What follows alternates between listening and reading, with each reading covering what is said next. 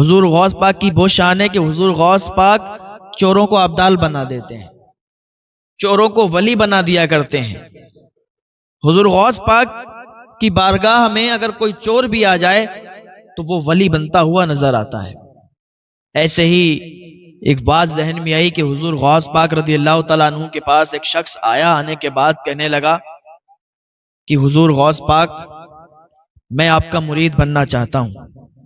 حضور غوث پاک فرماتے ہیں بالکل بن جاؤ، لیکن وہ کہتا ہے حضور میری ایک شرط ہے، اگر آپ میری وہ شرط پوری کر لیتے ہیں تو میں پھر آپ کا مرید بن جاؤں گا۔ قربان جائیں حضور غوث پاک پر، فرمانے لگے ٹھیک ہے تیری شرط کیا شرط ہے مجھے بتاؤ تو میں آپ کو بتاؤں۔ کہنے لگا حضور میری عادت ہے کہ میں چوری کرتا ہوں، تو آپ کا مرید ہونے کے بعد بھی چوری کرتا رہوں گا، چوری نہیں چھوڑ سکتا۔ آپ نماز کے لیے کہیں نماز پڑھ لوں گا، آپ جس چیز کا حکم دیں میں وہ پوری کر لوں گا، لیکن چوری نہیں چھوڑ سکتا۔ حضور غوث پاک فرماتے تو پھر میں تجھے مرید کیوں بناؤں گا، میں تجھے مرید نہیں بناؤں گا۔ وہ کہنے لگا حضور آپ کو آپ کی والدہ کا واسطہ ہے۔ حضور غوث پاک نے جب اتنا سنا کہ اس نے والدہ کا واسطہ دیا تو حضور غوث پاک رضی اللہ تعالیٰ عنہ والدہ سے بڑی محبت فرمانے والے، حضور غوث پاک فرمانے لگے تو نے میری والدہ کا واسطہ دیا ہے، میں تبھی تجھے مرید بنا رہا ہوں، ورنہ میں تجھے مرید نہیں بناتا، لیکن میری بھی ایک شرط ہے، میں نے تیری شرطوں کو مان لیا، تجھے مرید بھی بنانے کے لیے تیار ہو گیا ہوں، لیکن میری ایک شرط ہے۔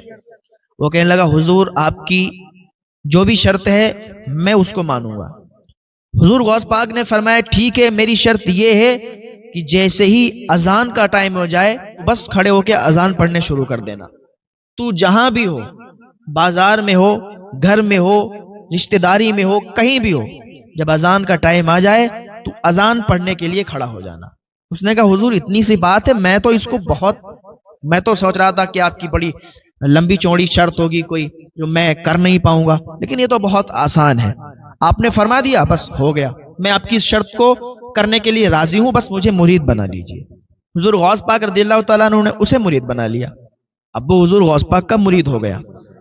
اب اس کا کام تو چوری کا تھا نا، گھر چلا گیا، تھوڑے دن گھر پہ رکا، اب جب پیسوں سے لالے پڑ گئے، پیسے ختم ہو گئے اور گھر میں فاقے ہونے لگے تو پھر بیوی کہنے لگی کہ ایسا ہے آپ کچھ کام دھندا تو کرتے نہیں ہو، حضور غوث پاک کے مرید ہو کے آئے ہو، کچھ کام دھندا کر لو۔ تو اس نے کہا تجھے پتا نہیں ہے میں نے حضور غوث پاک سے یہ شرط رکھی ہے کہ میں چوری نہیں چھوڑ سکتا، اور آپ نے شرط مان بھی لی ہے، میں چوری کر کے لاؤں گا، چوری کر کے لاؤں گا، گھر چلاؤں گا، دیکھ کھانا بھی لاؤں گا، ہر چیز لاؤں گا۔ تو بیوی نے کہا ٹھیک ہے جیسی آپ کی مرضی، اگر آپ کی یہ شرط ہے کہ آپ چوری نہیں چھوڑیں گے، چوری کریں گے تو پھر جائیے اور چوری ہی کر کے لائیے، کیونکہ گھر تو چلانا ہے، بچوں کا پیٹ تو بھرنا ہے، یہ بھرنا تو بھوکے مر جائیں گے نا۔ کہنے لگا ٹھیک ہے صبر کرو، رات ہونے دو۔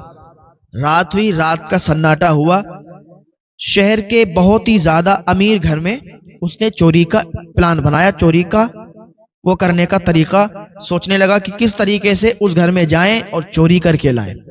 تو اس نے پلان بنایا، ایک ترتیب اس کو سوجی کہ ہم رات کے سمے، رات کے سناٹے میں اس گھر میں جائیں گے، بورا لے کے جائیں گے، اور سارا جو مال ہے، جو سونا ہے، جو وہاں کا جو بھی ان کی دولت ہے، وہ اسی بورے کے اندر بھر کے لے آئیں گے، اس سے ہمارا کام چل جائے گا اور کافی دنوں تک ہم اس سے آرام سے بیٹھ کر کھائیں گے۔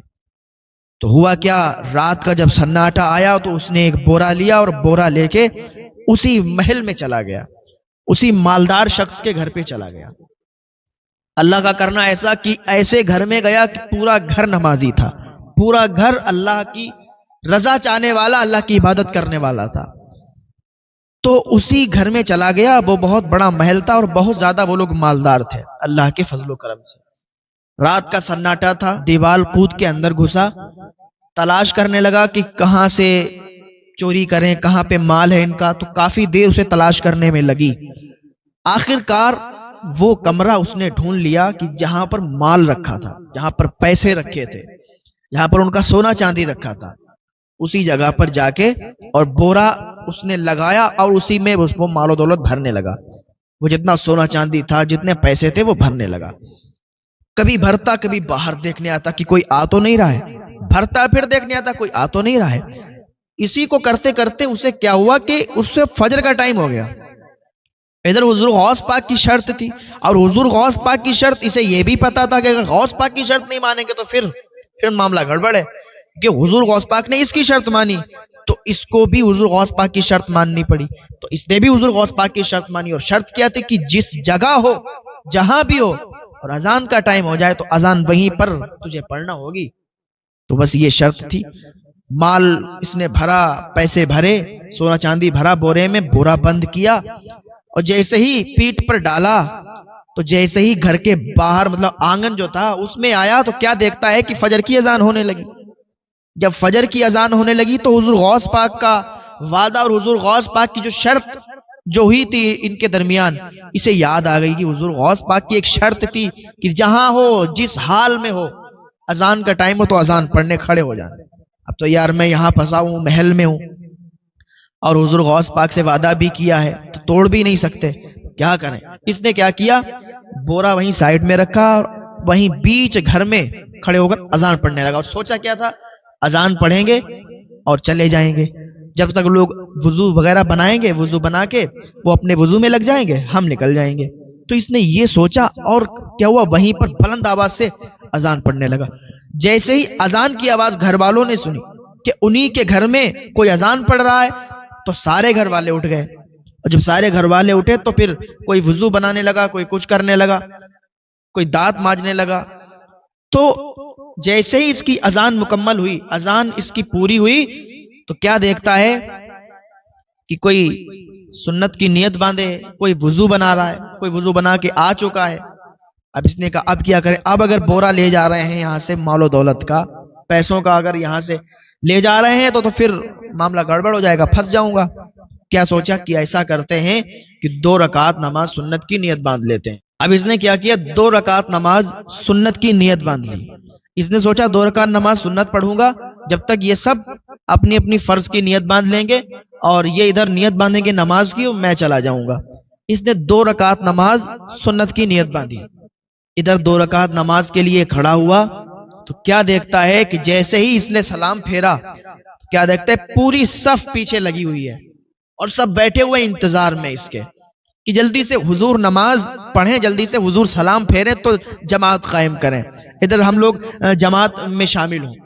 اب اس نے دیکھا کہ پیچھے پوری صف لگی ہوئی ہے، کہا بھائی اپنی اپنی نماز پڑھو، آپ لوگ کیوں بیٹھے ہوئے ہو؟ تو ان میں سے لوگوں نے کہا حضور آپ ہی تو پڑھائیں گے نماز، ہم لوگ اپنی اپنی کیوں پڑھیں گے، آپ جب موجود ہیں گھر میں تو آپ پڑھائیں گے۔ یہ پھنس گیا، یار کیا معاملہ کیا ہے، ہم پڑھائیں گے نماز، بھائی ہم کیوں پڑھائیں گے نماز؟ کہا حضور آپ اللہ کے ولی ہیں، آپ نماز نہیں پڑھائیں گے تو پھر کون پڑھائے گا؟ کہا ارے میں اللہ کا ولی ہوں، آپ نے مجھے اللہ کا ولی بنا دیا، میں اللہ کا ولی نہیں ہوں، آپ لوگ اپنی اپنی نماز پڑھیے۔ اب تو وہ لوگ بالکل اس بات پہ اٹل ہو گئے، نہیں نہیں نماز آپ ہی پڑھائیں گے، آپ اللہ کے ولی ہیں۔ اس نے کہا یار اب کیا کریں، ابھی تو یہی سوچ رہے تھے کہ یہ لوگ اپنی اپنی نماز میں مشغول ہو گئے، ہم بورا اٹھائیں گے نکل جائیں گے، اب تو یہ سب مجھ پر یہ مجھے بلی سمجھنے لگے، مجھ سے نماز پڑھوانے کے لیے کہہ رہے ہیں۔ ادھر حضور غوث پاک اپنے حجرے میں مسکرا رہے تھے، وہ کہہ رہے تھے دیکھو آج یہ پھنس گیا، آج پھنس گیا۔ حضور غوث پاک کے مرید آپ سے پوچھتے ہیں حضور کیوں مسکرا رہے ہیں؟ کہہ رہے ہیں میں اپنے مرید کو دیکھ رہا ہوں کہ وہ وہاں پر پھنس گیا ہے، اب دیکھنا۔ تو حضور غوث پاک ادھر مسکرا رہے ہیں اور یہ ادھر پریشان کہ اب کیا کریں، اب تو یہ لوگ نماز پڑھوائیں گے۔ تو اس نے کہا اب زیادہ بہتر ہے کہ اپنا راز کھول دیں اور ان کو بتا دیں کہ ہم چور ہیں۔ کہا بھائی دیکھو ہم چور ہیں، ہم کوئی ولی نہیں ہیں، ہم تو چور ہیں اور آپ کے گھر میں چوری کرنے کے لیے آئے تھے۔ کہا چور ہیں؟ کہا اپنی ولایت پر چوری کا پردہ ڈال رہے ہیں؟ ارے آپ تو پھر تو اور بڑے اللہ کے ولی ہیں کہ آپ ہم لوگوں سے بچنے کے لیے اپنی ولایت پر چوری کا پردہ ڈال رہے ہیں۔ کہا دیکھو بھیا ہم چور ہیں اور آپ کے گھر کا جتنا مال و دولت، جتنا سونا چاندی تھا ہم نے ایک بورے میں قید کر کے وہ دیکھو وہاں پر رکھا ہوا ہے، وہاں پر رکھا ہے۔ جب لوگوں نے دیکھا واقعی اس میں مال و دولت سونا چاندی تھا، پیسے تھے، تو لوگوں کا یقین اور زیادہ ہو گیا اور لوگ نعرے لگانے لگے کہ دیکھو دیکھو یہ کتنے بڑے اللہ کے ولی ہیں، انہوں نے ایک پل میں، ایک منٹ میں ہمارے گھر کا سارا مال، سارا پیسہ ایک بورے میں قید کر کے اور اپنی ولایت پر چوری کا پردہ ڈالنے کے لیے وہاں پر رکھ دیا ہے۔ اب اس نے سوچا کہ یہاں پر تو بہت الگ معاملہ ہے، اب کیا کریں؟ اس نے کہا ٹھیک ہے تکبیر پڑھو، تکبیر پڑھی گئی۔ اب اس نے کیا کیا؟ 2 رکعت نماز فرض کی نیت باندھی، سلام پھیرا، اور جیسے ہی سلام پھیرا تو کیا دیکھتے ہیں کہ جتنے لوگ پیچھے نماز پڑھ رہے تھے سب اس کے قدموں پہ آ کے گر گئے، سب اس کے قدموں پہ آ گئے۔ اب اس نے دیکھا کہ سارے لوگ اس کے قدم چوم رہے ہیں، اس کے قدموں میں آ گئے ہیں، اس سے دعائیں کروا رہے ہیں، اس کے قدم چوم رہے ہیں، تو اس نے حضور غوث پاک کو یاد کیا اور کہا یا غوث پاک آج ایک ٹائم کی نماز پڑھائی ہے، تو یہ عالم ہے کہ جتنے نمازی تھے پیچھے سارے قدموں پہ گر گئے، سارے قدم چوم رہے ہیں۔ اگر 5 وقتہ نمازی بن جاؤں گا، آپ کی ہر بات مان کے چلوں گا، تو پتہ نہیں پوری دنیا میرے قدموں میں آ جائے گی۔ یہ حضور غوث پاک کی شان ہے۔ حضور غوث پاک پل بھر میں چوروں کو ابدال بنا دیتے ہیں، چوروں کو بھی ولی بنا دیتے ہیں۔ یہ حضور غوث پاک کی شان ہے۔ ہاں، اور یہ حضور غوث پاک کا مہینہ چل رہا ہے۔ حضور غوث پاک کے نام کی فاتحہ کریں، حضور غوث پاک کے نام کا لنگر کرائیں، اللہ تعالیٰ آپ کے خزانوں میں برکتیں عطا فرمائے گا، اللہ تعالیٰ آپ کے رزق میں برکتیں عطا فرمائے گا، اور اتنا نوازے گا کہ حضور غوث پاک کے نام پر لنگر کریں گے، تقسیم کریں گے، لوگوں کو کھانا کھلائیں گے، اللہ تعالیٰ آپ کے مال بڑھا دے گا اور برکتیں عطا فرما دے گا، آپ کے گھر کی جو پریشانیاں اللہ تعالیٰ دور فرما دے گا۔ تو ایسا بالکل نہیں ہے کہ لوگ سوچیں کہ ہمارے پاس تو کچھ بھی نہیں، ہم کیسے حضور غوث پاک کے نام کا لنگر کریں گے؟ ارے بھائی، ہم اگر حضور غوث پاک کے نام سے کسی پیاسے کو پانی ہی پلا دیں گے، وہ بھی حضور غوث پاک کے نام کا لنگر ہو جائے گا۔